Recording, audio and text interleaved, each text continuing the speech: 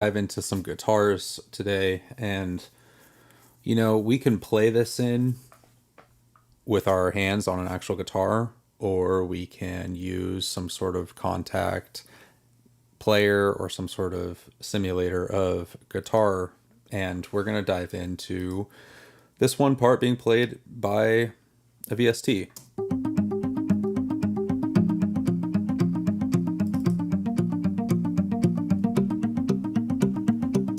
So that VST is going to be contact picked acoustic. So this comes with contact library. In this situation, I am going to go really, really deep into making this as real as possible.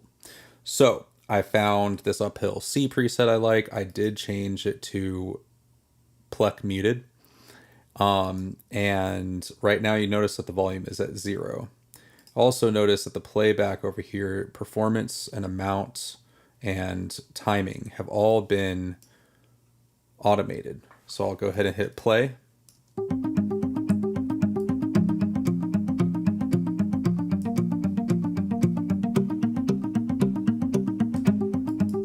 Because without that, it's going to sound really stagnant like this right here. So, but we're not even close to done. So what we're going to do is we're going to go ahead and we will just bounce this to a new track.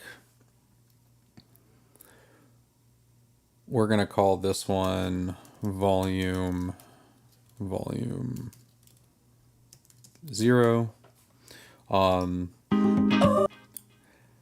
then what we'll do is we will show take lanes. I need take lanes, so hold on one second. Go ahead, just record something real quick. Perfect. Okay, so now we got take lanes. Now we're going to do that again. I'm going to turn this off for right now. And we are going to change the volume over here, patterns, to +5. And this is the volume going into the effects. So bounce to new track. Yep. And we will do a new take lane for this one. So this one's 0, this one's 5 dB, and then this next one is going to be -5 dB, because it'll change how hard basically the player is playing. So we will go bounce to new track. Boom. Get rid of this one. We'll put this one into here. So we do the new take lane. Boom. This is -5 dB. This is plus, just so we know, we don't get confused here. Now we're going to do something a little interesting, which what we're going to do is we're going to move the areas around a little bit of where, let's see, this can get a little confusing, but we'll try and figure it out. Just kind of change where all this automation is living for the most part, right? And then we're going to do, this is the +5 version, right? Actually, we should probably just go back to 0 just to keep it a little bit more uniform. Put that at 0 down there. Then we're going to bounce this to new track. So now all these automated positions are, hold on, I'm a little lost. What did I do?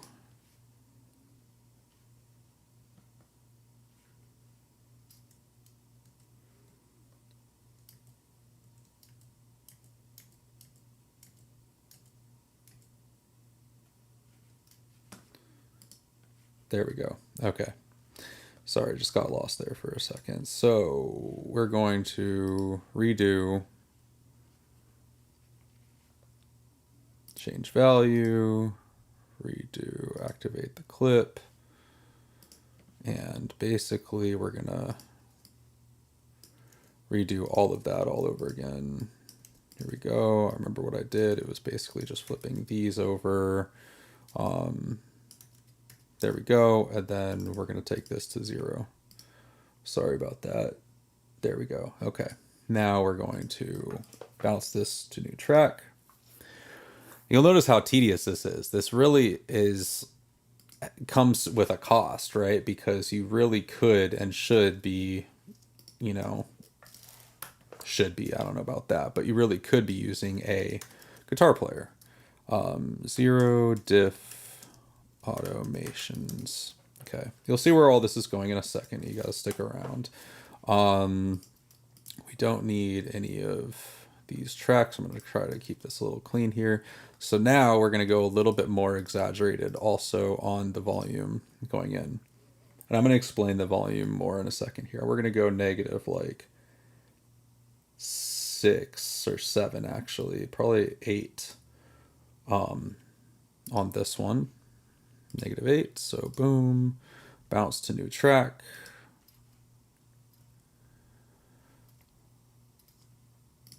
There we go. We're gonna move this one down here. This is -9 dB diff automations. And then we're gonna do one more up here, and this one is going to be +8. So this is gonna be driven pretty hard. Let's just listen.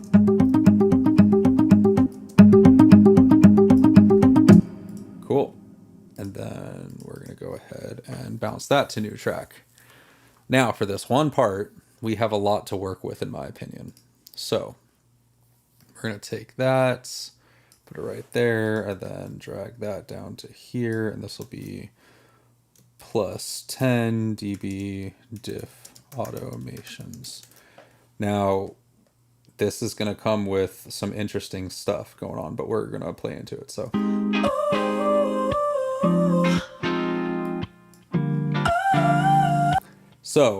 first off, let's just listen to them all.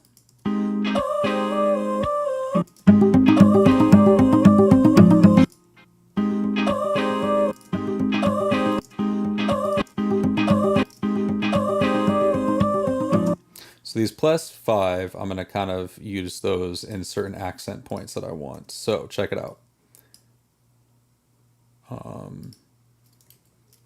Hold on. I need to make sure all of these are not muted.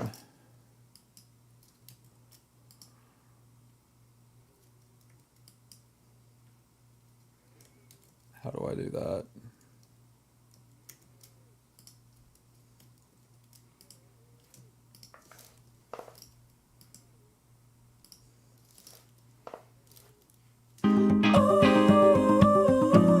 Oh, it's because of these? Duh. Okay. Whatever. All right. Not the easiest of things. So let's kind of like create our own pattern here. Let's do those. All right. And then we're going to do these. I guess we should consider finishing this entire area all together. See if I can make this smaller so y'all can see it a little bit better. There we go. And then boom, boom, boom, boom, right? And then over here, we'll do that one, this one, this one, this one, and this one. Now, we're just going to kind of fill in the rest with kind of whatever we need, right? There we go. Then maybe this one, we need one right there. Again, this is going to get slightly tedious, obviously. Let's maybe put in a couple of these.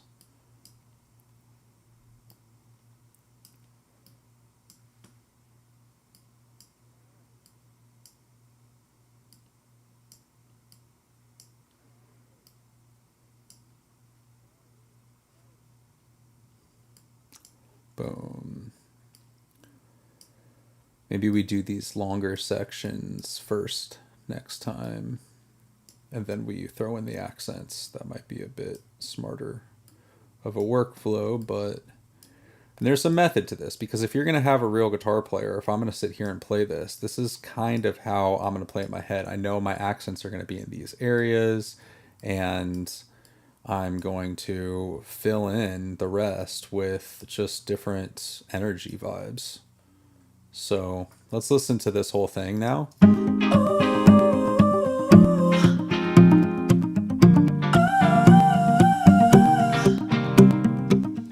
Now that sounds way different than this. And you can almost see now we've gone way too far. So I'm going to see if I can do a trick here. What if I took all of these and I want to see what I'm doing as I'm doing this. Can I take them all down at once?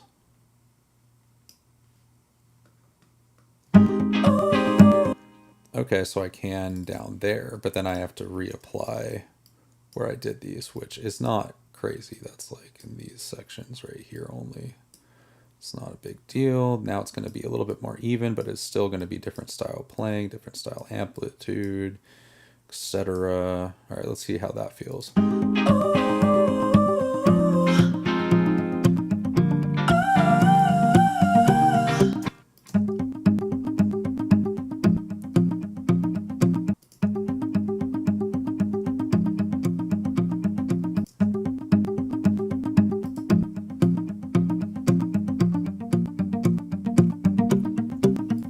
Now my next question is, can I quickly, I know in Pro Tools I can, but create some fade.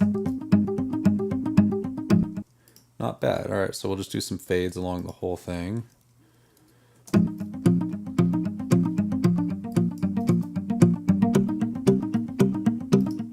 Now what I'm thinking we can do is we could bounce this whole thing to a new track.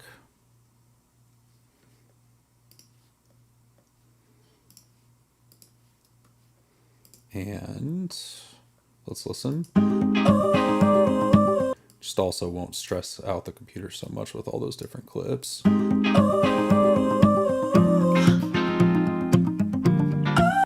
Then, I mean, sky's the limit at this point, because now you have a different, like a more human performance. I mean, it straight up is human. UADX. Let's just go over here. And let's use maybe a distressor. Why not? Actually, I told myself I wanted to start using more API stuff, so why not throw an API on this one?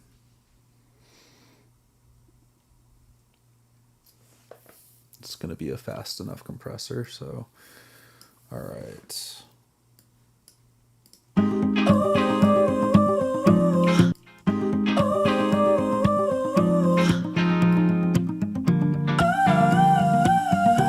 Don't want to choke it. Let's get some output.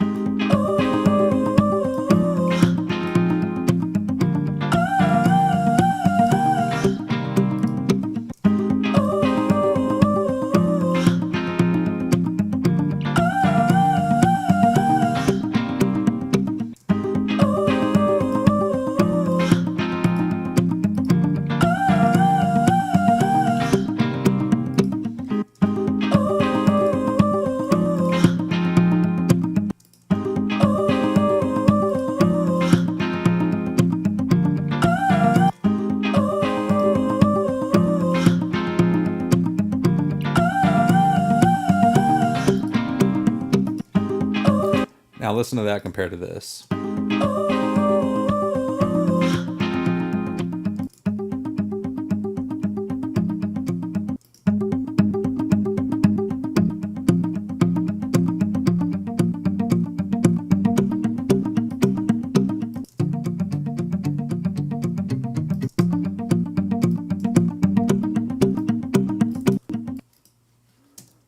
I think that's pretty nice, if you ask me.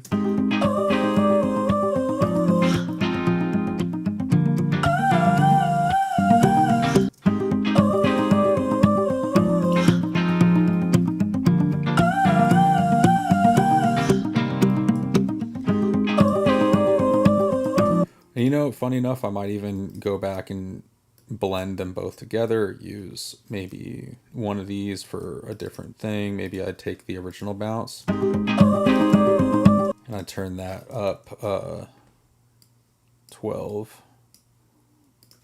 I'm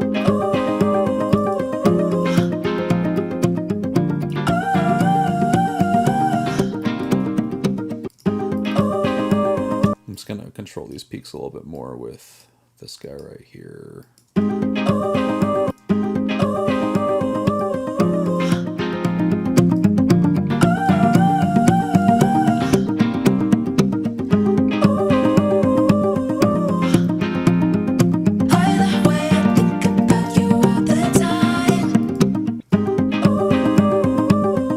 Let's remember that this is up 12, OG, and then this one's just going to be the OG. So let's take that back down. Let's listen again just really quickly to the difference.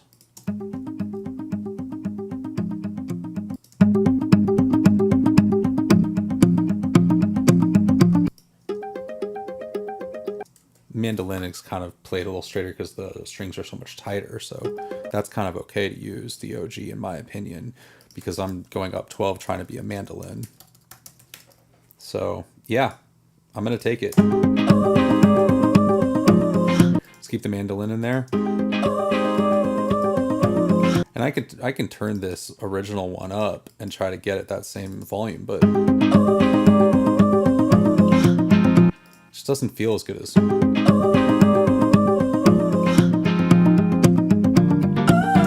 You know, just is what it is.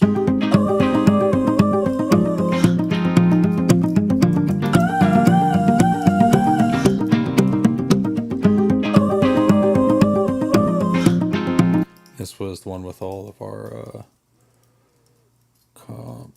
Let's do that. Comp station. Don't need these, and it's all coming from this contact instance right here.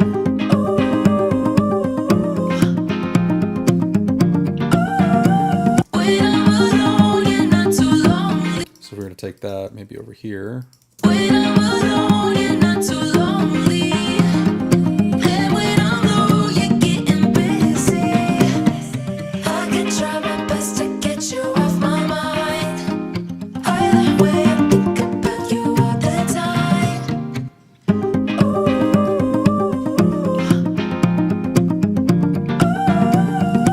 Definitely like that better than this.